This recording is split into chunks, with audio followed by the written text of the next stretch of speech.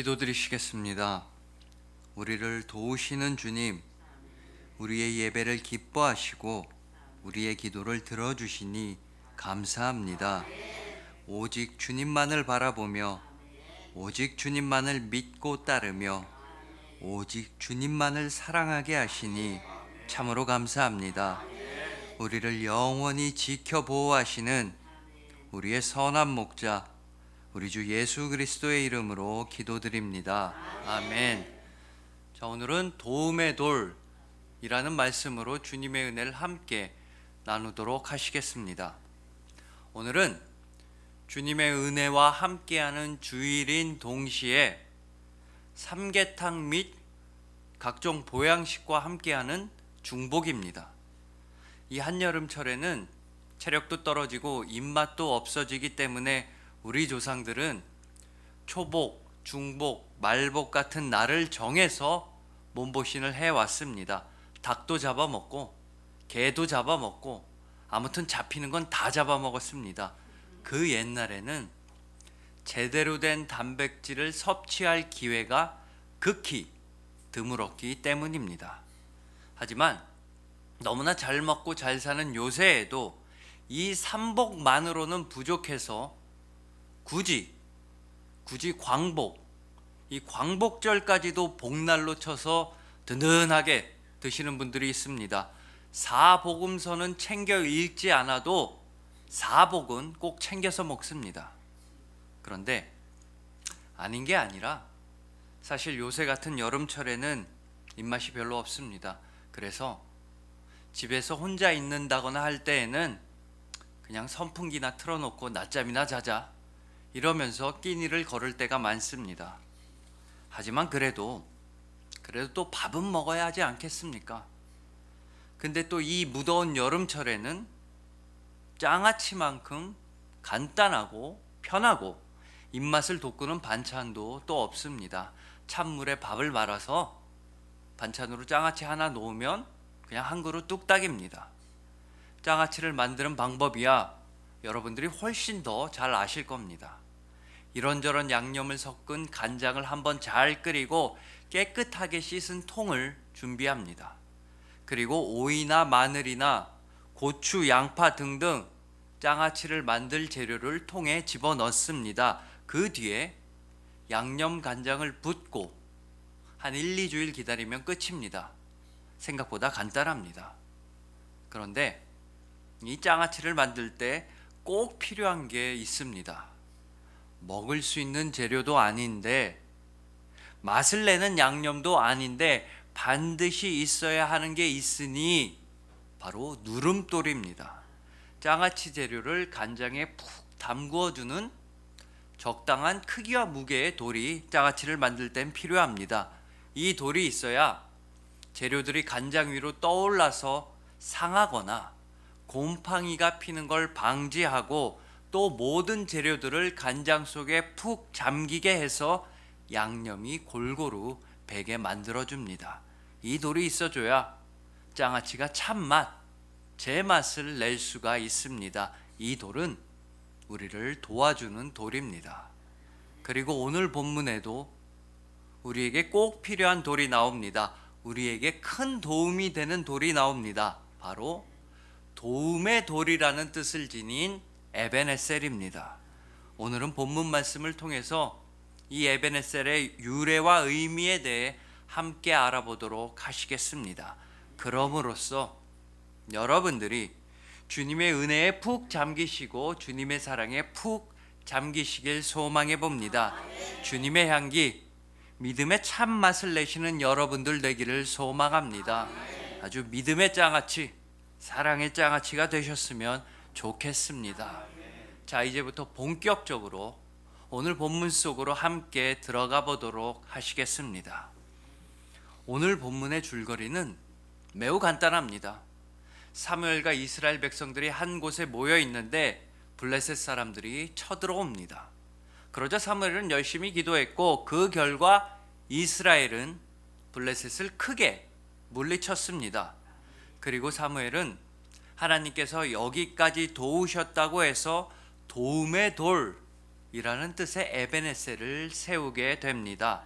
그런데 오늘 본문 7절에서는 이 전쟁이 어쩌다가 일어나게 되었는지를 말씀하고 있습니다. 이스라엘 자손이 미스바에 모였다 함을 블레셋 사람들이 듣고 그들의 방백들이 이스라엘을 치러 올라온지라. 그러니까 사무엘과 이스라엘 백성들은 미스바라는 곳에 함께 모여 있었습니다. 그 소문을 들은 블레셋 사람들은 옳다구나, 이때다, 아주 한 번에 소탕하라고 고맙게도 한 곳에 다 때로 몰려 있구만, 얼른 가서 짓밟아 버리자, 이러면서 블레셋 사람들이 쳐들어온 것입니다. 그런데 사무엘과 이스라엘 백성들은 도대체 왜 미스바에서 다 같이 모여 있었을까요? 미스바는 상대적으로 적군인 블레셋의 영토와 가까운 데다가 이렇게 무방비로 함께 한 곳에 모여 있다는 소문이 적한테 흘러 들어가면 좋을 것이 하나도 없는데 말입니다. 그들이 미스바에 함께 모여 있었던 그 이유는 오늘 본문의 바로 앞인 사무엘상 7장 5절에 나타나 있습니다. 사무엘이 이르되 온 이스라엘은 미스바로 모이라, 내가 너희를 위하여 여호와께 기도하리라 하매. 그러니까 이스라엘 백성이 미스바에 모여 있었던 이유는 선지자 사무엘이 그들을 소집했기 때문입니다. 그들을 위해 간절하게 기도하기 위해서 미스바로 모이라고 했습니다. 그러자 이스라엘 백성은 사무엘상 7장 6절에서 다음과 같이 행동합니다. 그들이 미스바에 모여 물을 길어 여호와 앞에 붓고 그날 종일 금식하고 거기에서 이르되 우리가 여호와께 범죄하였나이다 하니라. 모든 이스라엘 백성은 그날 미스바에서 하루 종일 금식하고 하루 종일 기도했습니다. 하나님, 우리가 잘못했습니다 라고 하면서 하루 종일 회개했습니다. 그러니까 사무엘과 이스라엘 백성들은 이 미스바에서 하루 종일 예배를 드리고 있었던 것입니다. 그런데 도대체 이게 어찌된 일이란 말입니까? 하나님의 선지자의 부름에 따라서 열심히 기도하고 열심히 회개하고 있는데 거기다가 하루 종일 금식해서 힘도 다 빠졌는데 그만 블레셋이 쳐들어온 것입니다. 얼마나 억울하고 얼마나 황당하고 무서운 일입니까? 문제는요, 우리도 이럴 때가 많다는 것입니다. 정말 열심히 기도를 하고 정말 열심히 회개를 하고 진짜로 온 마음 다해서 예배를 드리고 있는데 문제가 터집니다. 위기가 찾아옵니다. 전화가 걸려옵니다. 엄마 쓰러지셨대. 애가 대학에 떨어졌대. 교통사고가 났어. 이럴 수가 있는 겁니까? 하나님의 말씀대로 살아왔는데, 하나님의 말씀대로 순종해 왔는데 어떻게 이런 문제와 고난이 어떻게 우리를 찾아올 수가 있단 말입니까? 우리가 아무리 신앙생활을 열심히 해도 이처럼 삶의 고난과 위기와 문제는 예상치도 못하게 느닷없이 우리를 찾아옵니다. 그렇다면 이렇게 세상이 우리를 덮쳐오는 때 우리는 과연 어떻게 행동해야 하는 것일까요? 자, 확실하게는 우리의 문제보다 훨씬 더 큰 문제가 오늘 본문의 사무엘과 이스라엘에게 덮쳐오고 있었다는 것입니다. 자신들의 목숨은 물론이거니와 자녀들의 목숨, 부모들의 목숨까지 다 죽게 된 상황입니다. 살아 있어봤자 블레셋에게 노예로 끌려가거나 놀이개가 될 뿐입니다. 절대로 있을 수도 없고 절대로 일어나서도 안 되는 일이 그들에게 닥쳐오고 있었습니다. 그럴 때 이 위기 상황에서 이스라엘은 과연 어떻게 행동했을까요? 빨리 도망치자. 그냥 나라도 살래. 우리 가족만이라도 살아야지. 아니야, 난 항복할래. 차라리 블레셋의 노예가 되어서 목숨만이라도 부지할래. 이러지 않았습니다. 그리고 이스라엘의 지도자 하나님의 선지자였던 사무엘은 또 어떻게 행동했습니까? 빨리 전열을 갖추어라. 무기를 들어라. 우리가 힘을 합치면 이길 수 있다. 우리의 힘만으로 해볼 수 있으니 얼른 전투 준비를 해라. 이러지 않았습니다. 이스라엘 백성은 가장 큰 위기 속에서 이렇게 행동합니다. 오늘 본문 8절입니다. 이스라엘 자손이 사무엘에게 이르되 당신은 우리를 위하여 우리 하나님 여호와께 쉬지 말고 부르짖어 우리를 블레셋 사람들의 손에서 구원하시게 하소서 하니. 이스라엘 백성은 사무엘에게 부탁합니다. 말합니다. 얼른 기도해 주세요. 얼른 우리 하나님 여호와께 기도해 주십시오. 부디 쉬지 말고 간구해 주십시오. 하나님께서, 우리가 아니라 하나님께서 우리를 구원하게 해 주세요. 바로 이렇게 고백했습니다. 즉 그들은 위기 가운데에서, 문제 가운데에서 하나님께 기도하는 방법을 선택했습니다. 하나님을 붙드는 길로만 나아갔습니다. 그러자 사무엘은 본문 9절에서 이렇게 합니다. 사무엘이 젖 먹는 어린 양 하나를 가져다가 온전한 번제를 여호와께 드리고 이스라엘을 위하여 여호와께 부르짖으매. 사무엘은 어린 양 한 마리를 가져다가 온전한 번제를 드렸습니다. 온전한 예배를 드리기 시작했습니다. 그리고 이스라엘을 위해서 하나님께 부르짖었습니다. 전심전력으로 모든 힘을 다해서 간구했습니다. 그러자 바로 그때 오늘 본문 9절의 하반절에서는 하나님은 이렇게 하셨습니다. 여호와께서 응답하셨더라. 여호와께서 응답하셨더라. 하나님은 그들의 예배와 기도에 응답해 주셨습니다. 그들의 예배와 기도를 분명히 들으시고 분명히 이루어 주시는 하나님이십니다. 하나님은 블레셋 사람들에게 크나큰 우레를 보내셔서 블레셋 사람들을 아주 혼란스럽게 하셨습니다. 그리고 이스라엘은 블레셋을 완벽하게 물리치고 승리하였습니다. 자, 한번 생각해 보십시오. 이스라엘은 오직 하나님을 바라보며 선지자의 부름에 따라 신앙을 위해, 예배를 위해, 기도를 위해 한 곳에 모였다가 가장 큰 위기를 맞이하게 되었습니다. 일반적인 사람이라면 이럴 때 하나님을 버리든가 예배를 버리든가 기도를 멈추든가 할 것입니다. 하지만 그들은 다시 한번 하나님을 붙잡았습니다. 예배 때문에 낭패를 보았는데도 다시 예배를 드렸습니다. 온전한 번제, 온전한 예배를 드리기로 결정했습니다. 하루 종일 금식하고 하루 종일 기도하다가 목숨이 위험해졌는데도 다시 한 번 더 기도하기로 합니다. 다시 선지자 사무엘에게 기도 부탁을 하고 다시 한번 전심전력으로 부르짖어 기도를 했습니다. 여러분, 이것이야말로 우리가 신앙의 길에서 마주하게 되는, 우리 삶 속에서 마주치게 되는 모든 문제와 어려움을 돌파할 수 있는 유일한 길인 것입니다. 다시 한번 예배와 기도를 바로 세우는 것, 그것이 우리의 유일한 무기이자 우리의 가장 강력한 힘인 것입니다.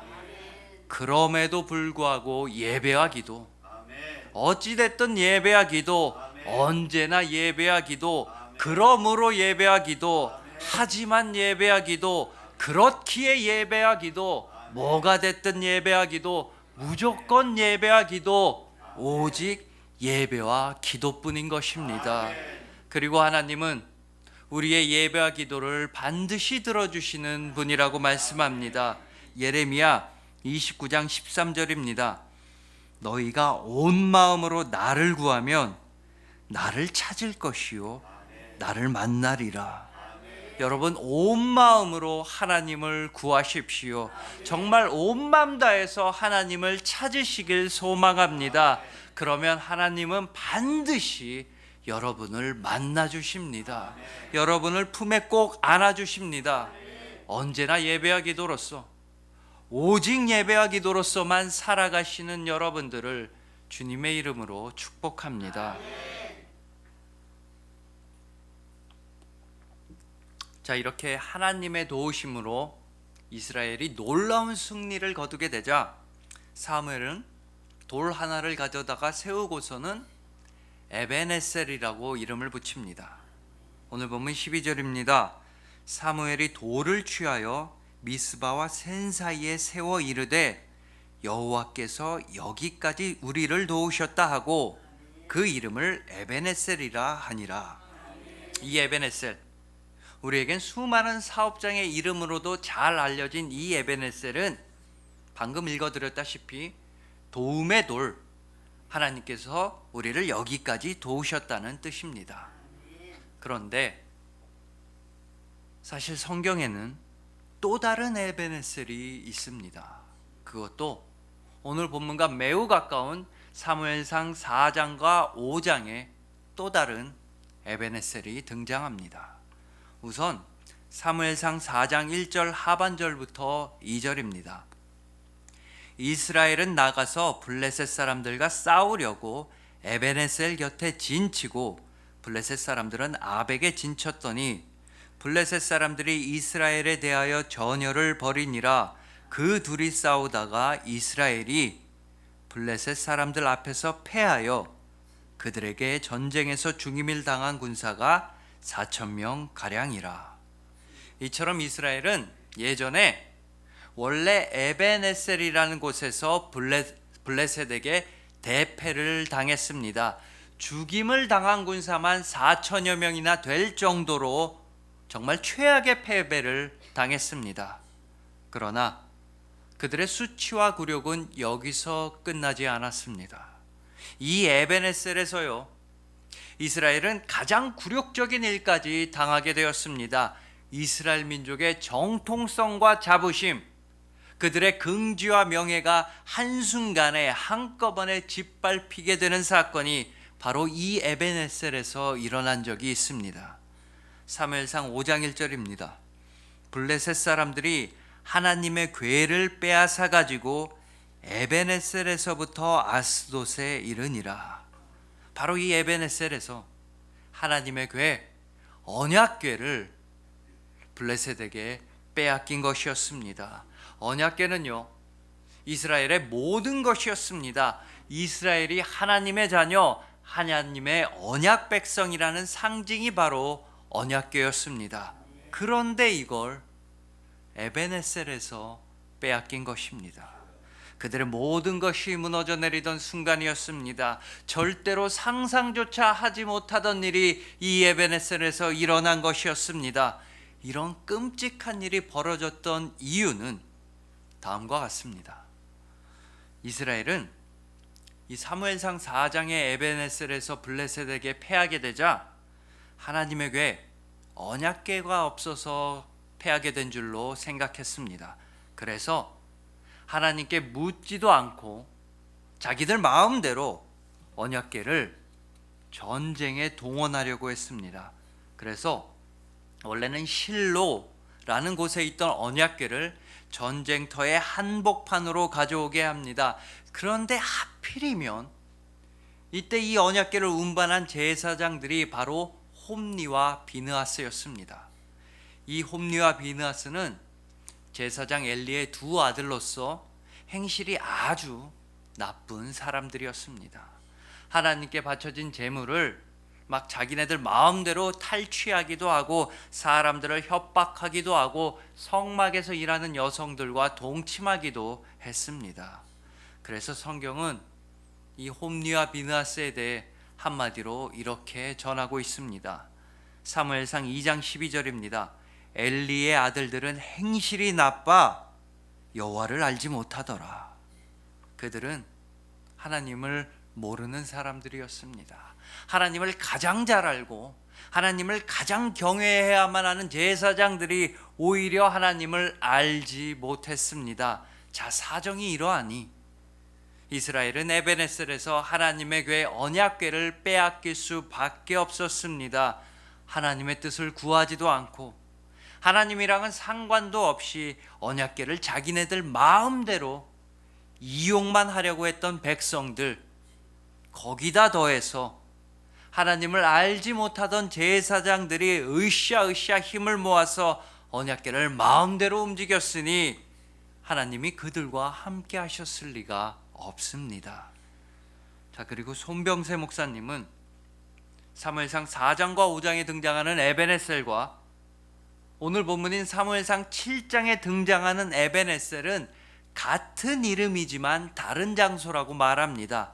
그러니까 굳이 예를 들자면 우리나라 서울시 강남구에도 논현동이 있고 인천광역시에도 똑같은 이름의 논현동이 있는 것처럼 이 에벤에셀은 같은 이름의 서로 다른 두 장소라는 것이 많은 성서 주석가들의 의견입니다. 자, 그러니까요, 하나님의 선지자 사무엘은 예전에 에벤에셀이라는 곳의 지명을 가져다가 오늘 본문에서 새로운 곳에, 새로운 돌에 다시 에벤에셀이라고 이름을 붙였다는 것입니다. 자, 중요한 것은요, 선지자 사무엘이 원래의 에벤에셀이 어떤 곳인지를 몰랐을 리가 없다는 것입니다. 이스라엘의 가장 끔찍한 패배의 장소, 최악의 불신앙으로 인해 실패한 장소, 이스라엘의 모든 것이 짓밟힌 장소의 이름이 원래의 에벤에셀이었습니다. 하지만 사무엘은 오늘 본문에서 가장 위대한 승리, 최고의 신앙으로 인해 성공한 장소, 하나님의 영광과 이스라엘의 명예가 드높여진 바로 그 장소에 다시 에벤에셀이라고 새롭게 이름을 붙였던 것입니다. 그렇다면 사무엘은 왜 패배의 이름, 실패의 이름이었던 에벤에셀을 오늘 본문에서는 승리의 장소, 영광의 장소에 새롭게 가져다가 붙였던 것일까요? 우선 1차적으로는요, 잊지 않아야 한다는 것입니다. 기억해야 한다는 것입니다. 가장 끔찍한 실패를 통해서 하나님을 기억해야 합니다. 하나님을 떠났을 때의 고통을 기억하고 하나님을 멀리했던 날들의 아픔을 잊지 말고 기억해야 한다는 것입니다.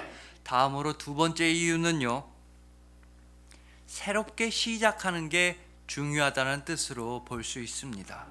새로운 이름을 붙이며 새롭게 출발하는 것이 우리의 삶에서 중요하다는 것입니다. 우리 삶의 원래 기억이 나쁘면, 우리가 원래 가지고 있던 기억이 좋지 않으면 새롭게 좋은 기억을 덧입히면 되는 것입니다. 좋지 않았던 믿음의 나날들은 오늘 본문의 이스라엘처럼 오직 기도와 회개와 예배로서 변화시키면 됩니다. 새로운 믿음, 깊어진 믿음으로 변화시켜 주님께 올려드리면 되는 것입니다. 자, 이처럼 원래는 좋지 않았던 이름이 새롭게 좋은 이름으로, 좋은 뜻으로, 훌륭한 의미로 변화된 예는 기독교 역사에 또 있습니다. 원래 초대교회의 그리스도인들은, 그리스도인이라는 호칭은 비아냥, 조롱과 멸시의 호칭으로 불려졌습니다. 심지어 로마 시대에는요, 그리스도인이라는 호칭은 무신론자라는 뜻으로 사용되었습니다. 왜냐하면 로마 당시의 그리스도인들은 이들은 무언가를 믿는다고 하는데 눈에 보이는 아무런 신상도 만들지 않고 그 어떤 우상에도 제사를 드리지 않았기 때문입니다. 그저 예수 그리스도의 죽음과 부활만을 믿는다고 말하고 다니니 당시의 로마 사람들에게 그리스도인이라는 호칭은 이런 어처구니 없는 무신론자들이라는 뜻으로 사용되곤 했습니다. 또한 감리교단의 창시자인 존 웨슬리 목사님 역시 주변 사람들로부터 심한 조롱과 모욕을 당했었습니다. 자, 웨슬리 형제와 그들의 동료들은 당시 영국의 방탕한 생활과는 전혀 다르게 오직 말씀에만 입각하여 경건한 생활을 했습니다. 다른 모든 영국의 사람들은 방탕하게 지내고 있을 때 정반대로 엄격하고도 금욕적이며 신실한 생활을 해나갔던 것입니다.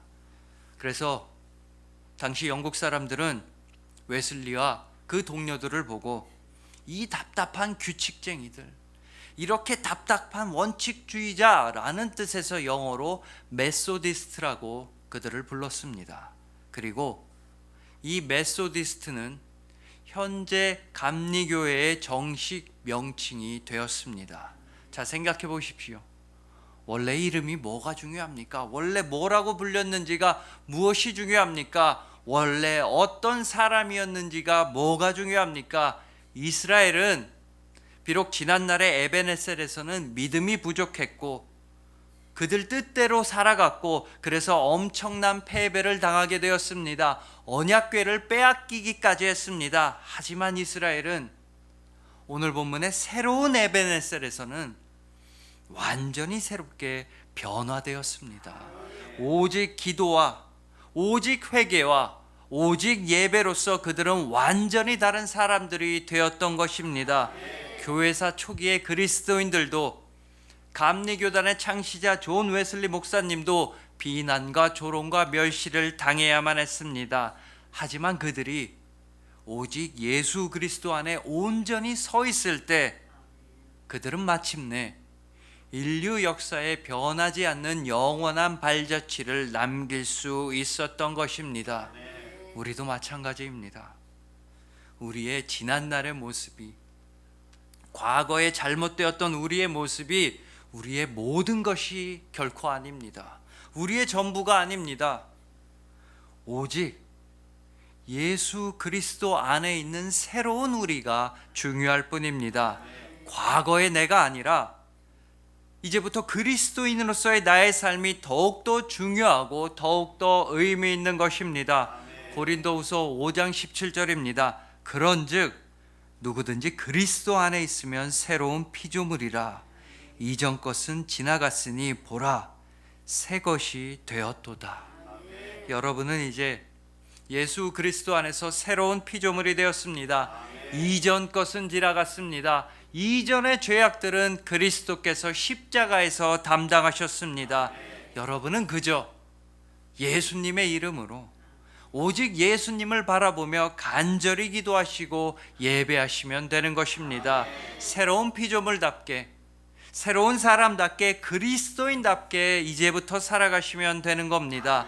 그리고 이분이야말로 우리의 영원한 도움의 돌이 되어주십니다. 변하지 않는 도움의 돌, 영원한 사랑과 은혜의 돌, 영원한 에베네셀은 오직 예수 그리스도 뿐입니다. 베드로 사도가 증언하는 예수님을 보십시오. 사도행전 4장 11절부터 12절 말씀입니다. 이 예수는 너희 건축자들의 버린 돌로서 집 모퉁이의 머릿돌이 되었느니라. 다른 이로서는 구원을 받을 수 없나니 천하 사람 중에 구원을 받을 만한 다른 이름을 우리에게 주신 일이 없음이라 하였더라. 예수 그리스도는 모든 사람들에게 버림을 받은 돌이었습니다. 사람들은 그분을 욕하고 모욕하고 침뱉고 책찍질했습니다.